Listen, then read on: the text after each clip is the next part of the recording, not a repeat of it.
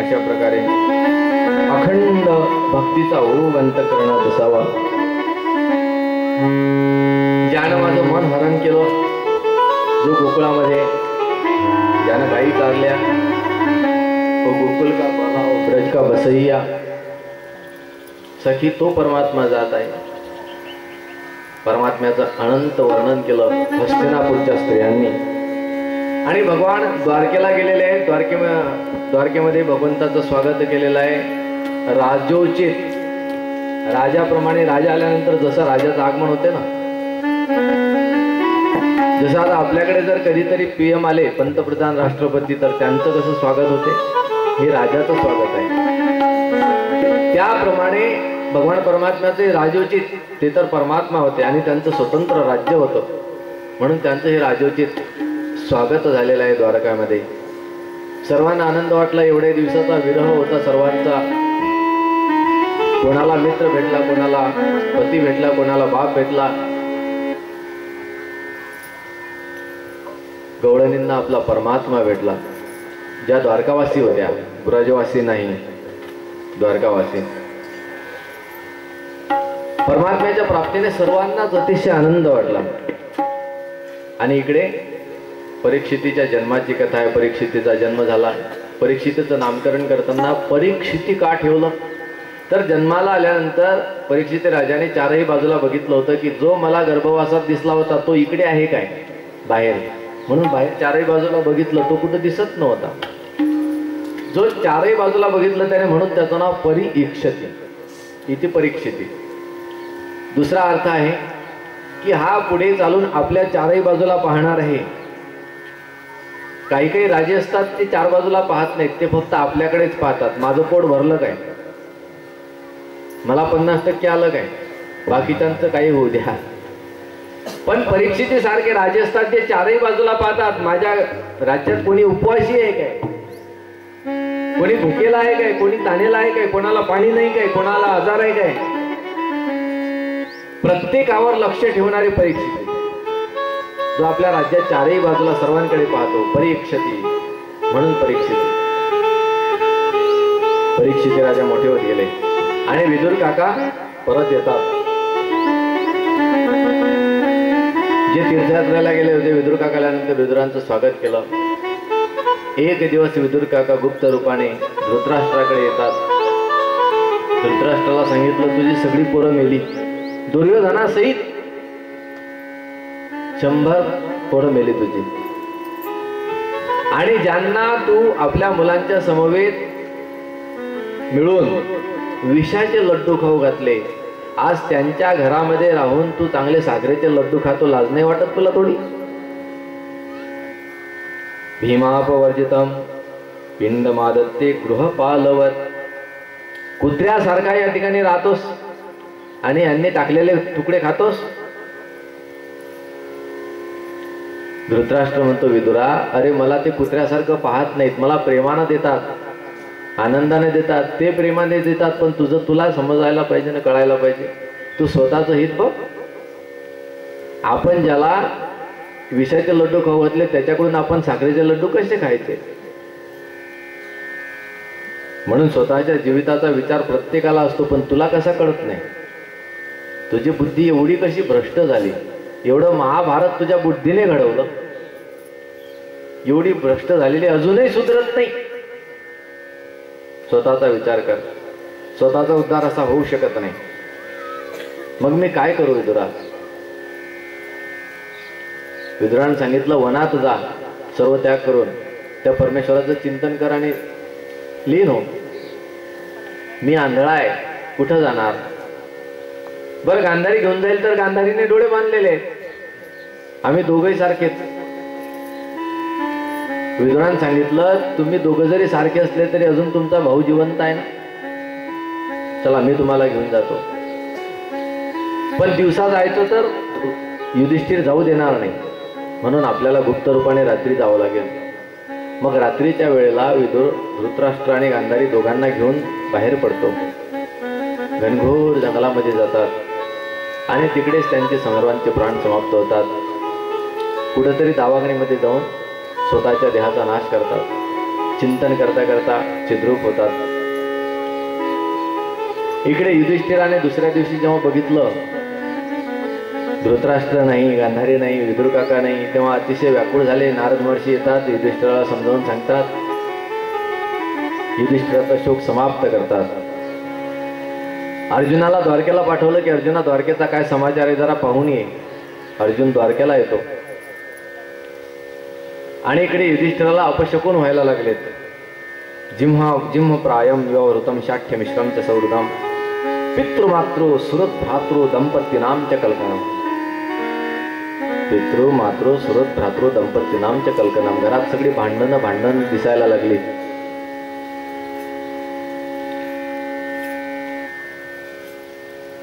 त्याचप्रमाणे माणसं खोटी साक्ष द्यायला लागली, खोटं बोलायला लागले.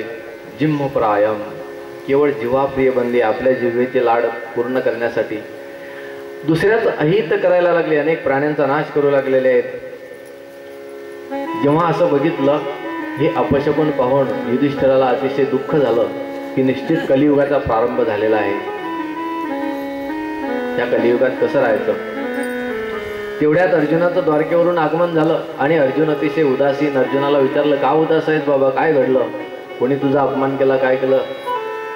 अर्जुनाने सांगितलं, भगवान पृथ्वी सोडून गेलेले आहेत आणि द्वारकेच्या स्त्रियांना मी आणत असताना भिल्लांनी मला हरवून माझ्याकडून सर्व स्त्रिया हरण केल्या. ज्या अर्जुनाचा एवढा मोठा पराक्रम वर्णन केला की ज्या अर्जुनाच्या बाणापुढे संपूर्ण कौरव सैन्य हादरून जायचं, पण त्या अर्जुनाला सामान्य भिल्लांनी पराभूत केलं. आता मला कळलं की एवढं मोठं युद्ध करत असताना युद्ध जिंकलो ते मी नाही जिंकलो.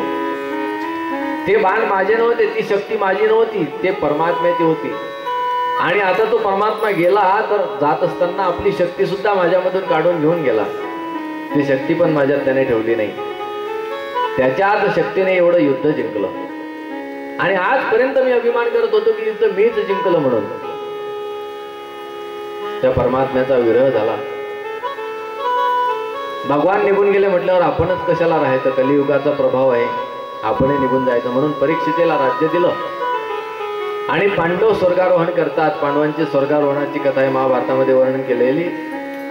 उत्तर दिशेकडून ते स्वर्गाकडे जातात, मोठी कथा आहे त्यांची.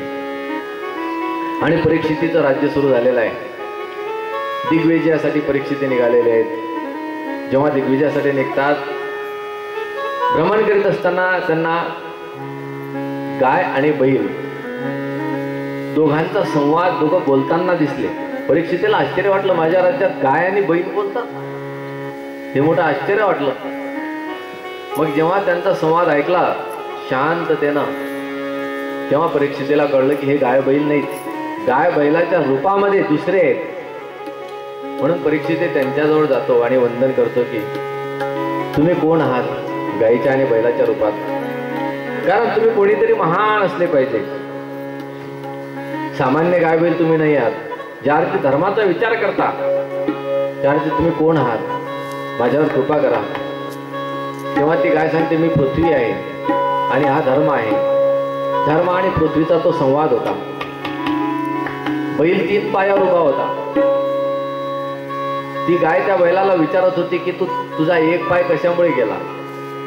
कलियुगातल्या दोषामुळे, कलियुगातल्या पाखंडामुळे. संत पाखंड करू लागले म्हणून का अनेक लोक पापामध्ये लीन झाले म्हणून? तर ह्या सर्वांमुळेच माझा एक पाय समाप्त झालेला आहे, कलियुगाने सांगितलं. हा संवाद परीक्षितने ऐकला. तदनंतर जेव्हा पुढे गेला तर गाईला मारत असताना एका शूद्राला बघितलं. शूद्राला पाहिल्यावर परीक्षितीने आपल्या धनुष्यावर बाण चढवला आणि त्या शूद्राला विचारला, कोण आहेस तू? माझ्या राज्यामध्ये गाईला मारणारा तू कोण? कारण गाईला मारणाराला माझ्या राज्यात कठोर शासन आहे. भारत देशात नाही आहे. भारत देशात गाईचे कत्तलखाने उघडायला परमिशन मिळेल, पण परीक्षितीच्या राज्यामध्ये जेव्हा भारत परीक्षितीच्या ताब्यात होता त्यावेळेला या भारतामध्ये गाईला कोणी काठीने सुद्धा मारू शकत नव्हता. काठीने मारण्याचाही कोणाला अधिकार नव्हता. आता काठीचा सोडून द्या, पण गाईला कत्तलखाना जर काढायचा झाला तर गव्हर्नमेंट परमिशन देते आणि लीगल मध्ये तुम्ही गाई मारू शकता. त्याच्यामध्ये काही कानून टाकले, काही नियम टाकले. ती भाकड असावी, ती विलेली नसावी, ती गाभणी नसावी, दूध न देणारी असावी, म्हातारी असावी.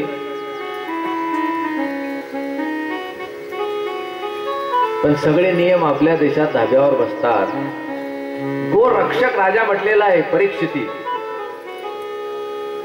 गो ब्राह्मण प्रतिपालक परीक्षिते राजा. गायींचं आणि ब्राह्मणांचं रक्षण करणारा. जर ब्राह्मण बोकड खात असेल तर त्याला ब्राह्मणात गणलाच नाही. जा शूद्रामध्ये. कोणी सांगितलं तू ब्राह्मण आहेस? जो मांसाहार करतो, सुरापान करतो त्याला ब्राह्मण म्हणावा. ब्रह्मकर्म कोणतं करतो? त्रिकाल संध्या करतोस? म्हटला नाही, सकाळी ड्युटीला जावं लागते, संध्या केव्हा करायची? ड्युटीवर जातो तर तू ब्राह्मण कसला? मग तू कोण? मी कोण? म्हणे शूद्र का वैश्य. जसा तुझा व्यवसाय त्याप्रमाणे तुझं कर्म, कर्मानुसार तुझी जात. आणि जो खरा ब्राह्मण त्याचा प्रतिपालक राजा होता. गोप ब्राह्मण प्रतिपालक परीक्षिते राजा. पण असा सद्बुद्धीचा राजा असणारा एक दिवस त्यानं बघितला, आपल्या बापदाद्यांनी आपल्यासाठी काय इष्टेत आणलेली आहे बघितलं, तर जरासंधाचा मुकुट होता डोक्यावर घातला. जरासंधाचा मुकुट म्हणजे अधर्माचं धन. आणि मुकुटामधून कलीनं प्रवेश केला. कलीला जसा वेळ मिळाला याची बुद्धी भ्रष्ट झाली. मग शिकार खेळायला गेला. शमीक ऋषीच्या आश्रमामध्ये प्रवेश केला. शमीक ऋषी ध्यानस्थ बसलेले. राजा तहानेने व्याकुळ झालेला. भुकेला आणि तान्हेला माणूस काय करील सांगता येत नाही. भुकेला आणि तान्हेला तो काहीही करू शकतो, अतिशय बेफाम असतो. भुकेची नशा आणि तहानेची नशा सर्वात वाईट आहे. सगळ्या नशा शून्य आहेत, पण भुकेची आणि तहानेची नशा सर्वात वाईट आहे. राजाला खूप तहान लागलेली होती, म्हणून राजाने पाणी मागितलं. ऋषी बसलेले होते आपल्या समाधीमध्ये. राजानं मृत सर्प घेतला, बाणाच्या टोकाने ऋषीच्या गळ्यामध्ये टाकला. अपमान झाला ऋषीचा. पण ऋषी ध्यान असतं, ऋषींना माहिती नाही समाधीमध्ये आहे. ऋषीपुत्र जेव्हा खेळून आल्यानंतर ऋषीपुत्राला कळलं की माझ्या वडिलांच्या गळ्यामध्ये राजाने मृत सर्प टाकलेला आहे. तेव्हा ऋषीपुत्राने कौशिकी नदीचं पाणी हातामध्ये घेतलं आणि शाप दिला. इति लंघित मर्यादम तक्षकः सप्तमे हणी. ज्याने या मर्यादेचं उल्लंघन केलेलं आहे त्या राजाला 7 दिवसाच्या आत तक्षक सर्पाचा दंश होईल आणि त्याला मृत्यू येईल. जेव्हा शमीक ऋषी समाधीमधून जागृत झाले, शमीक ऋषींना कळालं की राजाला शाप दिलेला आहे माझ्या पुत्राने शृंगीने.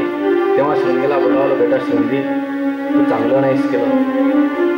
अरे जोपर्यंत राजा सत्ताधीश आहे, राजा सत्ता चालवतो, तोपर्यंत चोर डाकू जन्माला येत नाहीत. ह्या सर्वांवर नियंत्रण राहत असते आणि प्रजाही आनंदात असते.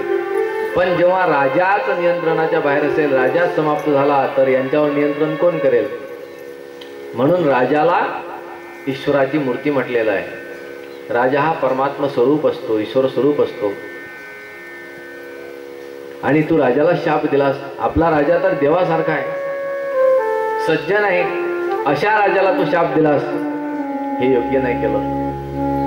पण बाळा तुझा शाप व्यर्थ जाणार नाही, म्हणून तू जा आणि राजाला सावध कर. तर राजाला सावध केलेला आहे. राजाला जसं कळालं की मला 7 दिवसात मृत्यू येणार आहे, मग मी काय करावं? राजाने घराचा त्याग केला. गंगेच्या किनाऱ्यावर येतात, प्रायोपवेशन केलं, उपवास 7 दिवस पर्यंत. आता नाहीतरी मरणच येणार आहे, मग खायचं काय? तुम्हाला जर डॉक्टरांनी सांगितलं 4-5 दिवसात तुमचं काही खरं नाही, संध्याकाळी जेवण कराल तुम्ही म्हणाल का 4-5 दिवसानं जायचं आहे, कळण्याच्या भाकरी कर चांगल्या. काही केलं तरी तुमच्या पोटात जाणार. 4-5 दिवसात जायचं आहे, 4-5 दिवसात जायचं आहे, म्हणजे न जायचं असलं तरी चालला जाईल. भीती एवढी वाईट असते. म्हणून राजाला कळल्यानंतर राजा गंगातीरी बसलेला आहे. अनेक ऋषीमुनी आज परीक्षित राजाच्या भेटीला येतात. ते राजाच्या भेटीला येत नाहीत, राजर्षीच्या भेटीला येतात. राज ऋषी बनलेले आहेत परीक्षित. आज जे ऋषीमुनी येतात त्यांचं दर्शन करून त्यांना विचारतात की प्रभू महाराज 7 दिवसामध्ये उद्धार होईल असं काहीतरी साधन सांगा. पण कोणीही ऋषी समर्थ नाही. 7 दिवसात परीक्षितेचा उद्धार कसा करावा? तेव्हा त्या ठिकाणी न निमंत्रित करता तत्रूपजग्मुर्भुवनं पुनानं महानुभावा मुनयस्य शिष्याः. सर्व महानुभाव महान ऋषी आपल्या शिष्य प्रशिष्यांसह आलेले आहेत आणि खूप ऋषींचा समुदाय एकत्रित झालेला आहे. तर त्या ठिकाणी प्रत्यक्ष शुकाचार्यांचं आगमन होते. जेव्हा शुकाचार्यांचं आगमन झालं, शुकाचार्यांच्या आगमनानं तत्राभवत् भगवान व्यासपुत्रो यदृच्छया गामटमानोऽनपेक्ष अलक्षलिंगो निजलाभतुष्टो ऋतश्च बालैरवधूतवेषः. अलक्षलिंग, निजलाभतुष्ट, जे काही प्राप्त होईल त्यामध्ये असणारे, त्याचप्रमाणे ज्यांना स्वतःच्या शरीराचं भानच नाही अशा प्रकारचे यदृच्छया गामट मानव जे आपल्या इच्छेने केवळ भ्रमण करीत असतात. अनपेक्षा, कोणती अपेक्षा नाही, अनपेक्षित ते आलेले आहेत, अपेक्षित नाही. ऋतश्च बालैरवधूत वेश, हा बाल रूप आहे आणि अवधूत वेश आहे असे ते आलेले आहेत. प्रलंब बाहू, गुडघ्यापर्यंत त्यांचे लांब हात आहेत अशी शुकाचार्य आले. परीक्षित राजाने शुकाचार्यांचं स्वागत केलं, आसनावर बसवलं आणि प्रश्न विचारले की प्रभू, तुम्हाला मी काही प्रश्न विचारतो. जे काही मुमुक्षु असतील, ज्यांना आपला उद्धार करायचा असेल, त्यांनी कोणतं साधन करावं? अत पृच्छामि संसिद्धिं योगिनां परमं गुरुं पुरुषस्ते यत्कार्यं म्रियमाणस्य सर्वथा. ज्यांचं मरण जवळ आलेलं आहे त्यांनी काय साधन करावं? यत् श्रोतव्यम, श्रवण कोणाचं करावं, स्मरण कोणाचं करावं, भजन कोणाचं करावं? प्रभू, गोदोहन होईपर्यंत सुद्धा तुम्ही कोणाच्या द्वारे थांबत नाही, परंतु मला 7 दिवस कथा ऐकायची आहे तुमच्याकडून. ज्या कथेने परमात्म्याच्या जीवनाचा उद्धार होत असतो अशी निर्मळ हरी कथा तुम्ही सांगा. कथा सांगणारे शुकाचार्यांना वंदन करतात. असे प्रश्न विचारले की श्रवण करण्यासाठी, मनन करण्यासाठी योग्य काय आहे? सर्व ऋषीमुनी शुकाचार्यांना नमस्कार करतात. हरि कथा सुनाने वाले, ओ प्रभु कथा सुनाने वाले, हरि कथा सुनाने वाले, प्रभु कथा सुनाने वाले, तुमको लाखों प्रणाम, तुमको लाखों प्रणाम, लाखों प्रणाम, तुमको लाखों प्रणाम. हरि कथा सुनाने वाले, प्रभु कथा सुनाने, तुमको लाखों प्रणाम, तुमको लाखों प्रणाम, तुमको लाखों प्रणाम, तुमको लाखों प्रणाम. हम भूल नहीं थे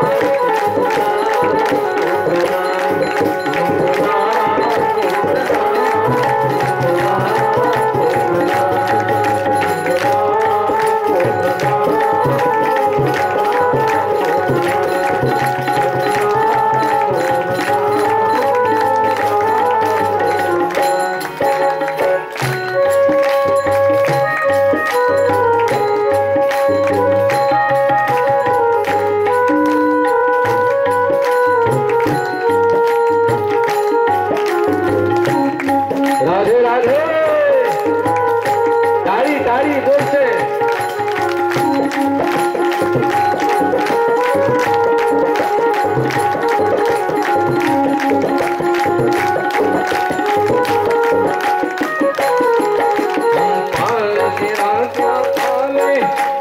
शीश झुका यही गावे, हंसपाल के राजा पावे, बस शीश झुका यही गावे। हरि दर्श कराने वाले, प्रभु दर्श कराने वाले, हरि दर्श कराने वाले, प्रभु दर्श कराने वाले।